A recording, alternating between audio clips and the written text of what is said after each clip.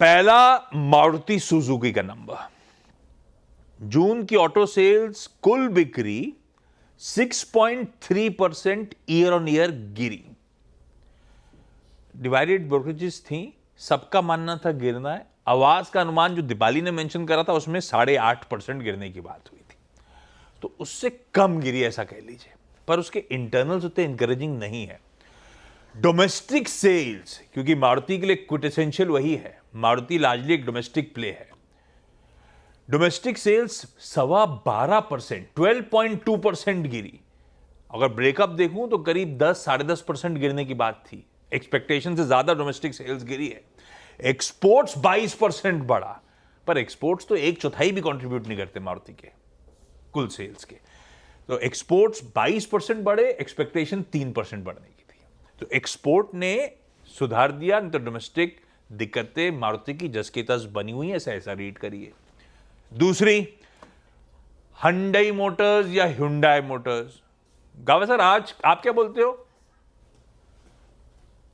किसमें, मारुति में क्या उसमें? नहीं नहीं, ह्युंडई बोलते हो कि हंडई बोलते हो? हुंडे, हुंडे वो अमेरिकन है। मैं जब 85 में जब था, अरे उसकी अमेरिकन सस्ती कैसे? वो थी। कोरियन कंपनी है, आपने अमेरिकन कैसे बना दी? उससे रीजन है, जब अमेरिका में था 85 में, तो उस समय लॉन्च हुआ था द चीपेस्ट कार हुंडे। वो लोग उस समय हुंडे बोलते, अभी चिटक गया दिमाग के अंदर हुंडे। आप उस समय तीसरे हो लॉन्च गए, हुआ था। आपने और कंफ्यूज कर दिया, आपने तीसरा भी मोड़ खोल दिया। अभी अपन दो पे फिक्स थे, अब कायदे से शायद वो है हंडई, अपन ह्युंडई बोलेंगे कंफर्ट के लिए। ह्युंडई की जून ऑटो सेल्स भाई साहब, एक्सपेक्टेशन थी 57,800 यूनिट्स, जो दीपाली ने पोल रखा था, उसके सामने आई है 60,924 यूनिट्स, यानी कि एक्सपेक्टेशन से बेहतर है। गिरा है पर एक्सपेक्टेशन से कम गिरा है। इंटरनल्स, डोमेस्टिक सेल्स 43,000 एक्सपेक्टेशन था, 44,000 आए। एक्सपोर्ट 14,800 एक्सपेक्टेड था, 16,900 आए। दोनों फ्रंट्स पे एक्सपेक्टेशन से बेहतर आया आंकड़ा। और एक और इंटरनल बताता हूं, कुल बिक्री का, डोमेस्टिक सेल्स का 67.6% अब एसयूवी से आता है। एसयूवीज इंपॉर्टेंट इसीलिए क्योंकि रियलाइजेशन वहां तगड़े होते हैं, तो जब फाइनेंशियल्स रिपोर्ट कर रहे होंगे तो ये मार्जिन और प्रॉफिटेबिलिटी पे कमाल करना शुरू कर सकता है, इसीलिए Hyundai इंटरेस्टिंग दिखता है। तीसरा है हीरो मोटोकॉर्प। हीरो मोटोकॉर्प के सेल्स नंबर्स अकेले नहीं, सेल्स नंबर्स के साथ एक लॉन्च है, उस पर बाद में आता हूं। हीरो मोटोकॉर्प की sales in line with expectation कहूंगा। 5.6 लाख यूनिट्स दीपाली ने कहा था, 5.54 लाख यूनिट्स आई है, प्रिसाइसली वहीं पहुंचे। 10% का साल दर साल जंप है। डोमेस्टिक सेल 7% बढ़ी, एक्सपोर्ट्स अब परसेंट बोलूंगा तो 140%, पर ये पूरा डोमेस्टिक प्ले, इसकी तो एक्सपोर्ट्स ही कुल रेवेन्यूज का 6% होता है भाई साहब, तो एक्सपोर्ट कितना भी बढ़े बहुत ज्यादा फर्क नहीं पड़ता, लेकिन 12,000 यूनिट से बढ़ के 28-29,000 यूनिट्स हो गए, तो एक्सपोर्ट तो अच्छे थे। तो इन लाइन नंबर्स कह लीजिए, कुल नंबर्स जो है, पर ज्यादा टिल्ट और ज्यादा चर्चा जो है, कल इसने विदा VX2 एक इलेक्ट्रिक स्कूटर लॉन्च किया, और उसके बाद फोकस में ज्यादा है ये। इसमें एक खास बात, इसकी लॉन्च प्राइस जो रखी गई है वो 59,000, अरे मैंने कुछ गलत लिख दिया, 490 ऐसा कुछ ना, 59,490 की शायद प्राइस रखी गई, इंट्रोडक्टरी इनॉग्रल प्राइस, या कह लीजिए स्टार्ट यहां से होता है, और वो बड़ी कॉम्पिटिटिव लग रही है ज्यादातर लोगों को। वो इमेजेस भी स्क्रीन पे रख दी, ये इतनी पुरानी गाड़ी लग रही है क्या? नहीं, ये है।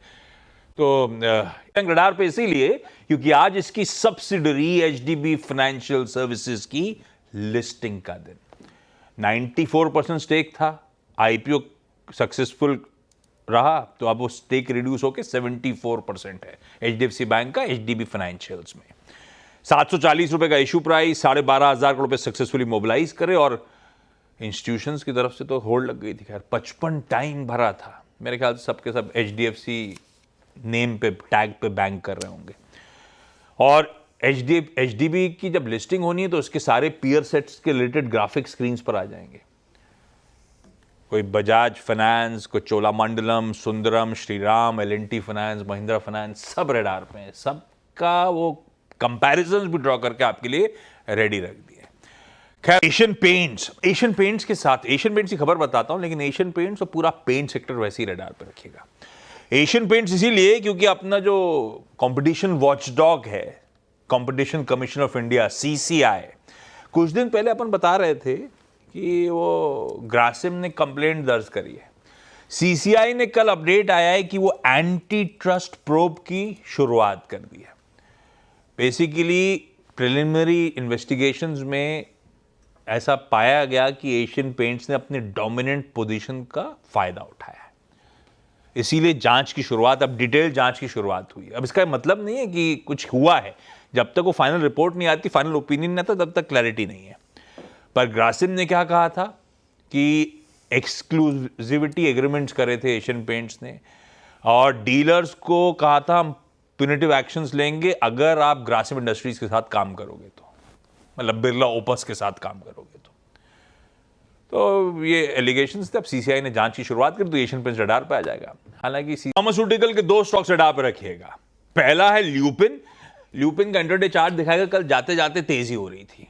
तेजी इसीलिए हो रही थी कि अपने कंज्यूमर हेल्थ केयर बिजनेस को कार्व आउट करके एक सब्सिडरी में डालने का मन था, तो तेजी आई थी बाजार बंद होने के बाद। लेकिन दूसरा अपडेट आया, यूएस एफडीए ने इनके ऑप्थेल्मिक जेल को हरी झंडी दे दी और फर्स्ट टू फाइल था ये प्रोडक्ट इनका, तो ये 180 डेज की जेनरिक की एक्सक्लूसिविटी जो होती है उसको एंजॉय कर रहे होंगे। हालांकि ड्रग का यूएस मार्केट साइज $29 बिलियन का, ये प्रिसाइसली उतना ही है जितना कुछ दिन पहले एलिम्बिक फार्मा का था, पर वो स्टॉक फट गया था पता नहीं क्यों। ल्यूपिन रडार पे रख लेते हैं। अगला जो है एस्ट्राजेनेका फार्मा, उसको भारत के ड्रग रेगुलेटर से दुर्वालुमाब सॉल्यूशन, जो कैंसर के एक टाइप की ट्रीटमेंट के लिए इस्तेमाल करा जाता है, उसके लिए हरी झंडी नॉट मिल गई। आप इंपोर्ट करके भारत में बेच सकते हैं। तो ये इसके लिए Q1 के अपडेट्स। कल अपन चर्चा कर रहे थे इरिडा की, आज 2 और आ गए, पर अभी छोटे छोटे कंपनीज के आ रहे हैं। Q1 update south Indian bank का है, साल दर साल और Q1 Q दोनों बताता हूं। ग्रॉस एडवांसेस साल दर साल तो 8% बढ़े, Q1 Q 2% बढ़े केवल। स्टॉक खड़ा है मेरे ख्याल से अपने ईयर हाइस पे। डिपॉजिट मोबिलाइजेशन डिसेंट है, साल दर साल 9%, Q1 Q 5% डिपॉजिट्स इंप्रूव हुए।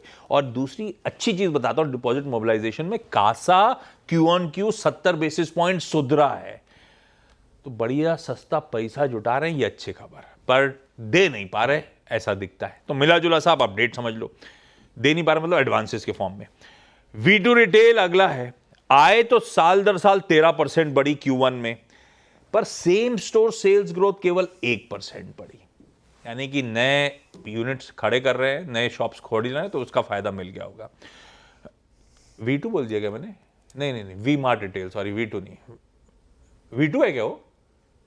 नहीं अभी नहीं, ये तो V2 का, तो अभी अब पता नहीं, मैं कंफ्यूज हो गया हूँ।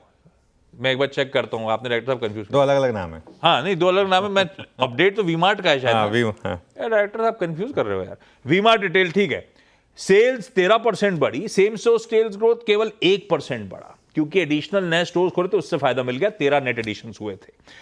पर ये अपनी डिटेल में कहते हैं कि यार पिछली इस बार जो ईद है वो थोड़ा सा टाइमिंग गड़बड़ा गया, इसीलिए हमारी मामला गड़बड़ाया। अगर ईद का एडजस्टमेंट कर दें तो 5% हमारी सेम स्टोर सेल्स ग्रोथ में इंप्रूवमेंट है। पर वो ईद को सिंगल आउट करना मुश्किल काम है, तो अदरवाइज तो फीकी एसएसजी दिख रही है। रडार पर रखिए स्टॉक को। खैर, एक पहला एनएमडीसी लेकर आता हूं। जून मंथ का अपडेट आया है। कल एनएमडीसी फोकस में था, प्राइस कट का अनाउंसमेंट हुआ था। अब वो आया है प्रोडक्शन और सेल्स का अपडेट। भाई साहब, सेल्स जो है ना साल दर साल 4% गिरी है जून महीने में, इसीलिए शायद प्राइस कट का अनाउंसमेंट आया है। प्रोडक्शन तो खैर ठीक है, 6% बढ़ा, पर माल बिका नहीं है।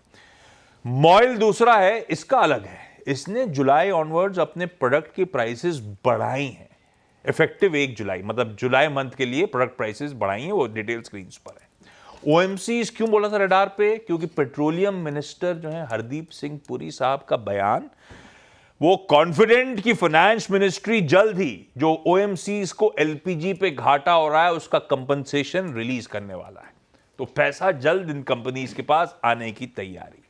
और ऐसी दिग्गजों में एक टाटा मोटर्स जोड़ लीजिएगा। नहीं, सेल्स नंबर्स तो कल आ गए थे। टाटा मोटर्स की हैरियर ईवी, ये भी बहुत चर्चा में रही है। इसकी भी इंट्रोडक्टरी प्राइसेस कहा जा रहा था बड़े कॉम्पिटिटिव है। आज से उसकी बुकिंग की शुरुआत हो रही है। देखते हैं किस तरह के स्टॉक्स। राइट्स, इसको अफ्रीकन रेल कंपनी से $3.6 मिलियन का एक परचेज ऑर्डर मिला है। जेएसडब्ल्यू एनर्जी, इसने राजस्थान राज्य विद्युत उत्पादन निगम के साथ एक energy storage, battery energy storage purchase agreement sign किया। डिटेल स्क्रीन पर आ जाएंगी। ड्रीम फोक्स, कुछ प्रोग्राम्स एक्सिस बैंक और आईसीआईसीआई बैंक के साथ जो थे 1 जुलाई से क्लोजर हो गया है उनका। ये खबरें चल रही थी, अब तूल पकड़ रही। अब तो खैर इन्होंने अनाउंसमेंट दे दिया कल। बोथ क्लाइंट्स के साथ कुछ कॉन्ट्रैक्ट्स अभी भी एक्टिव हैं, इन फोर्स हैं। हम इसका पोटेंशियल इंपैक्ट इवैल्यूएट कर रहे हैं, लेकिन ये एक्सपेक्टेड है कि काफी मटीरियल इंपैक्ट होगा, खुद कह रहे हैं। भाई साहब, मेरे को तो डर ये लग रहा है खाने को मिलेगा नहीं मिलेगा अपने कार्ड पे, ये चेक करना पड़ेगा। ये इसने भोपाल के जीएसटी डिप्टी कमिश्नर ने एचईजी पर एक तो रिफंड पेनल्टी लगा दी और पेनल्टी है 282 करोड़ की। तो एचईजी के लिए खराब खबर है। एसबीआई कार्ड्स पे सीजीएसटी का आया है 81 करोड़ रुपए का इनपुट टैक्स क्रेडिट का डिसअलाउंस, इसके लिए बुरी खबर। कजारिया सिरामिक्स पे कल जेपी मॉर्गन फंड्स ने ऑलमोस्ट 9 लाख शेयर्स बेच दिए, उसको रडार पे रखिएगा। और एक चीज मिस कर गया था शो खत्म करते करते, बीच में अभी फ्लैश हुआ था अदानी पोर्ट्स का जून मंथ का अपडेट।